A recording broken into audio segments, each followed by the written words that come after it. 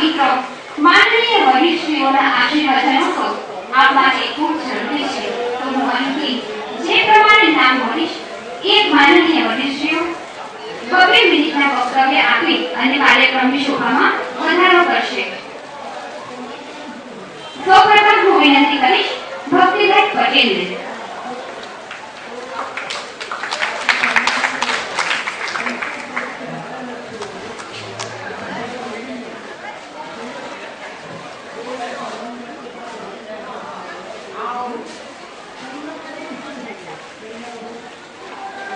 आदरणीय सुभाष भाई, नवयुवक अंजन मंडल ना प्रमुख कांति भाई, पवन भाई,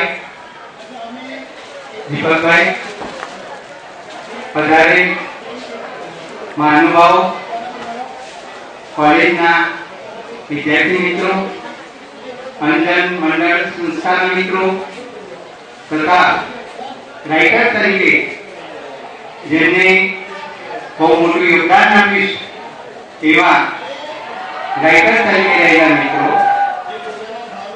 આજે જ્યારે સીએન માંથી કોઈ વિદ્યાર્થી 90-95% લાવી અને મેડિકલ એન્જિનિયરિંગમાં જાય ત્યારે હું હર હંમેશા વિદ્યાર્થીને કહેતો હોઉં છું કે બેટા તું મેડિકલમાં જાય, તું એન્જિનિયરિંગમાં જાય, પણ તારે સૌથી પહેલા તું જ્યાં પણ જાય ત્યાં આગળ તારે પહેલા તું જે સમાજમાં જાય એ સમાજનું ધ્યાન તારે રાખવાનું છે. તું ડોક્ટર બને એ મારા માટે પૂરતું નથી, તું એક સારો એન્જિનિયર બને એ મારા માટે પૂરતું નથી, પણ મારા માટે અગત્યનું એ છે કે તું ત્યાં જઈ અને શું કામ કરે છે એ મારા માટે અગત્યનું છે. વિદ્યાર્થી મિત્રો, દર વર્ષે લગભગ 30 ઉપરાંત વિદ્યાર્થીઓ મેડિકલમાં જતા હોય, 3 થી 4 વિદ્યાર્થીઓ આઈઆઈટી જેવી સંસ્થામાં બોમ્બે, સુરત, રાજસ્થાન, બિલાડી જેવી સંસ્થાઓમાં પ્રવેશ મેળવતા હોય, પણ એ વિદ્યાર્થીઓ ના અંદરમાં જ્યાં સુધી સમાજ પ્રત્યેની ભાવના ન હોય ત્યાં સુધી હું માનું છું કે ગમે તેવા ક્ષેત્રમાં એને પ્રવેશ લીધેલો હોય પણ એ પ્રવેશનો કોઈ અર્થ નથી. હવે આ સર્વે પણ જાણો છો કે એકાએક 12મા ધોરણમાં વિદ્યાર્થીને આમ કહેવામાં આવે તો શું એકાએક તેનામાં પરિવર્તન આવે? ના, નથી આવતું. પણ એની શરૂઆત એને પાયાથી કરવી પડે. આજે શૈક્ષણિક સંસ્થાઓ મોટાભાગની આજે ભૂલી ગઈ છે.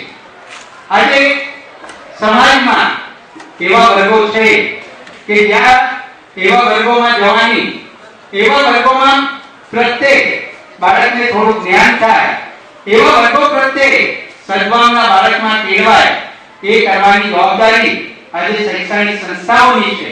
પણ આજે એક અભ્યાસક્રમના એક માળખામાં રહી અને બાળકને ટકા કેવી રીતના આવે, મારું બાળક આટલા ટકા લાવે એ એક મહિને થઈ ગયું છે, પણ મારું બાળક આજે ગરીબ બાળક છે, આજે એક જરૂરિયાત વાળું બાળક છે, એને મારું બાળક કેવી રીતના મદદ કરે એ કરવાનો જે અભિગમ છે એ આજે સમાજમાંથી દિન પ્રતિદિન ભૂલાઈ રહ્યો છે.